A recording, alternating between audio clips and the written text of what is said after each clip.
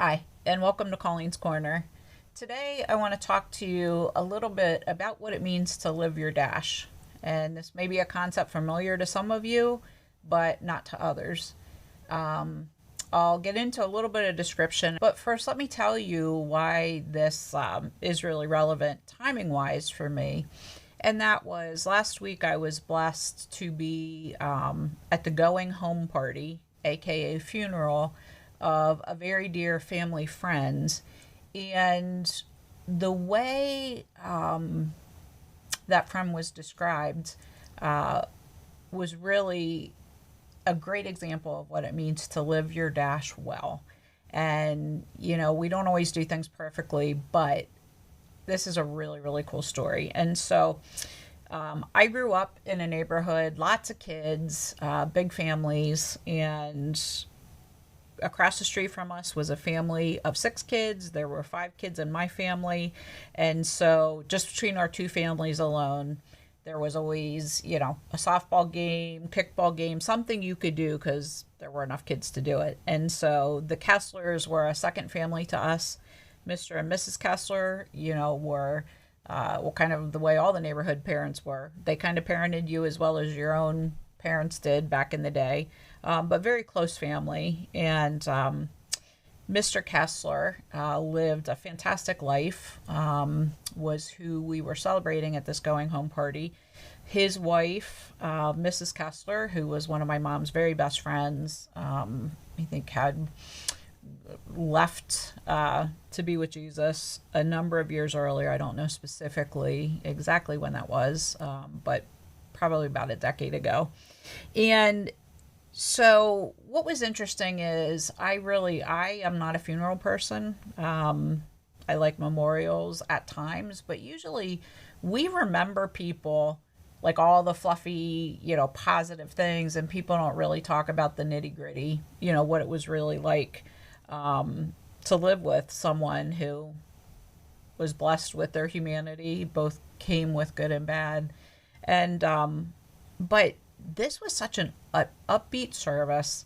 First of all, when I walked into the back of the chapel area to see this huge family, 6 kids, and I'm not going to remember the number of grandchildren and then great grandchildren, but it was a massive group of people, all that had been so impacted from the legacy of Mr. and Mrs. Kessler, to see people walking with the Lord, loving Jesus, and to know that, what Mr. and Mrs. Kessler chose brought that forth in this really large family, servant-hearted, beautiful family.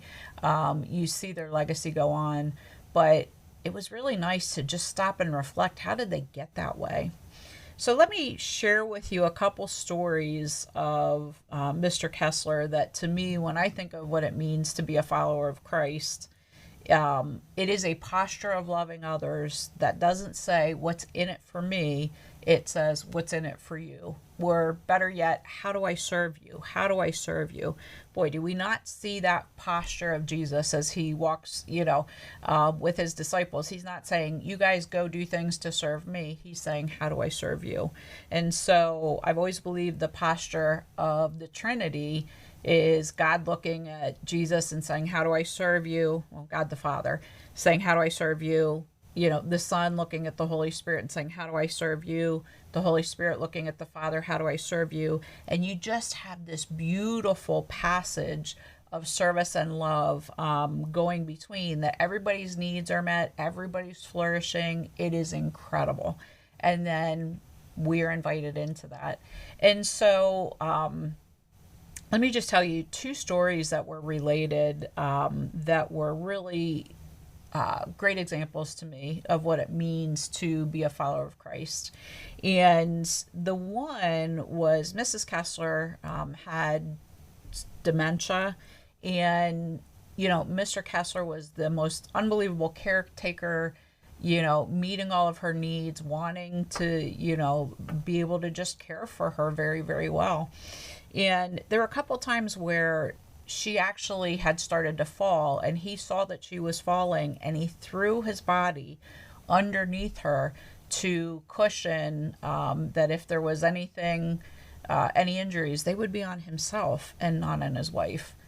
Wow, I don't know that there's a more beautiful picture of what it means to serve another person than that. It just beautiful.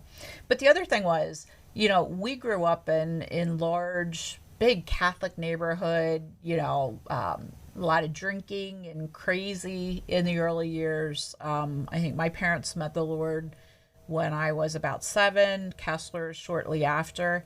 And so in those early years, boy, people fought in the neighborhoods. In fact, the kids would go back and forth between the houses because mom and dad were fighting, and it was really loud and crazy. And I can remember Mr. Kessler having a temper just like my dad did, and he'd be yelling about something, crazy, stupid. So now fast forward years later, he's walking with the Lord, and somebody, I think it was one of the grandkids, witnessed him, have a little bit of spat with Mrs. Kessler. And she wasn't a fighter. My mom would fight with you, but I don't remember Mrs. Kessler being a fighter. She would just quietly kind of go to prayer or say, "Oh, Benny." But somebody came in on one of these spats, and then they witnessed Mr. Kessler went downstairs into the basement on his hands and knees before the Lord, saying to the Lord, "I'm so sorry. Show me, the error of my ways. Show me what I need to do, toward my wife, because this was really wrong."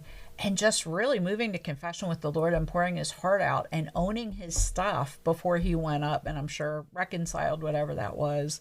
And I just looked at those two things. Sometimes we think that this journey is so difficult. We have to do these huge, big things for the Lord.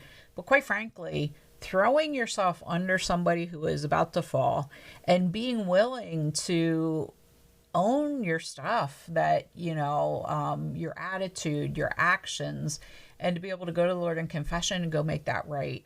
Like, that is testimony making stuff. Now, you have to add to the fact, this is Mr. Kessler to me, any health issue you had from the time you were little, he was the vitamin man. I mean, he could sell any kind of vitamin. He probably should have gone into business selling vitamins because, wow, I probably would have bought a whole bunch. But anything you had that was going wrong, I remember he'd pull open the cabinet and there would be all the vitamins, and he would say, "Did you know that such and such and such and such could, help this?" And Mr. Kessler, you impacted my life, because today, if you would throw open my cabinet, you would see so many supplements, it's not even funny.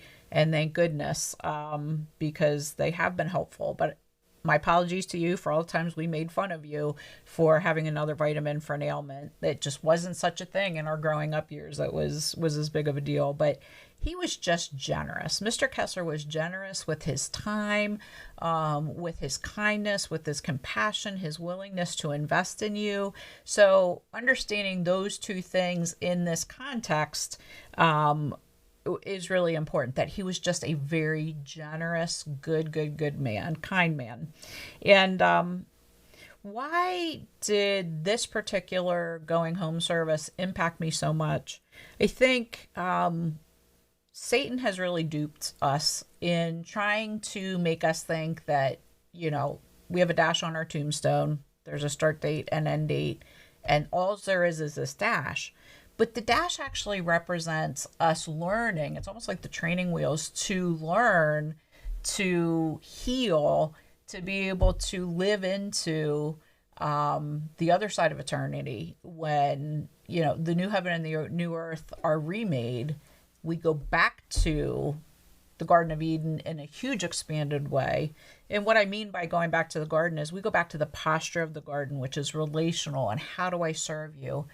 And more importantly, we go back to not being separated from God, where we walk and talk with him every single day. And so what we have to come is incredible and beautiful. And our job here on this side of eternity is to surrender to the healing of the Lord, and that our lives continue to reflect God's refining in our lives. And so Mr. Kessler was a huge example of what God can do with a life if it is surrendered to him, and you can have that refinement that we see. There's different exercises that I've seen life coaches do and different people do to get us to reflect on purpose and to live with intentionality. And I would say an exercise that I have encouraged people to do and I've done myself is to actually really take the thought of the dash on my tombstone and think about what it would look like for the day when somebody eulogizes me, and what would I want to be said about my life. It's interesting that that dash on that tombstone represents nothing significant about what we've done. Like, you're not going to put your resume out there that you did this and you wrote this book and you ran this big company, but it does represent who we become. And I think as people, we often don't think about how important it is of who we become. And as Christians, who we become should be imaging God more and more and more. So I would encourage you to think about the dash on your tombstone.